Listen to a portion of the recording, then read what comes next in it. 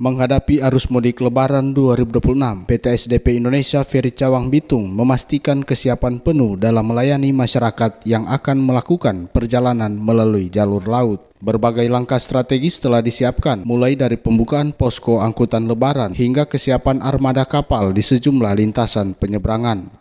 General Manager PT SDP Indonesia Ferry Cabang Bitung, Sigit Purwanto, menjelaskan bahwa pihaknya telah membuka posko angkutan Lebaran yang berlokasi di Pelabuhan Penyeberangan Bitung. Posko ini melibatkan berbagai unsur, baik dari internal SDP maupun pihak eksternal seperti TNI Polri, guna memastikan pelayanan dan keamanan penumpang selama periode mudik. Dari sisi armada, SDP Bitung telah menyiapkan sejumlah kapal yang akan melayani berbagai lintasan strategis. Secara keseluruhan, SDP Cabang Bitung menyiapkan 6 unit kapal yang tersebar di beberapa wilayah operasi untuk mengantisipasi lonjakan penumpang selama periode Lebaran.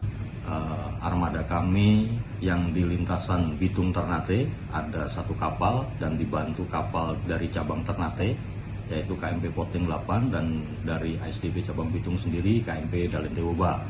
Untuk lintasan Bitung Tobelo kami juga melayani, yang dilayani oleh KMP Ranaka dan dibantu juga oleh KMP Labuan Haji.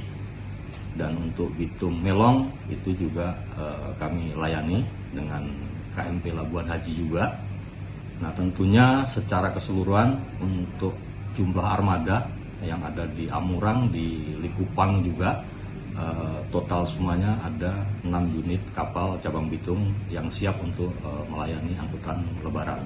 Pada momentum Lebaran ini juga, pihaknya mengimplementasikan program tiket gratis bagi penumpang pejalan kaki di lintasan Perintis Bitung Mangaran. Program ini menyediakan total 120 tiket gratis yang berlaku mulai 16 hingga 28 Maret 2026. Sigit pun mengimbau bagi masyarakat yang ingin mendapatkan fasilitas tersebut dapat mendaftar langsung melalui posko SDP di pelabuhan atau menghubungi petugas yang bertugas. Jadi untuk program tiket gratis ada di tahun ini, tepatnya hanya 1 lintasan ya, Bitung Mangaran, itu lintasan Perintis. Total keseluruhan untuk tiket gratis semuanya ada 120 tiket untuk penumpang pejalan kaki. Itu kita berlakukan mulai dari tanggal 16 sampai dengan tanggal 28.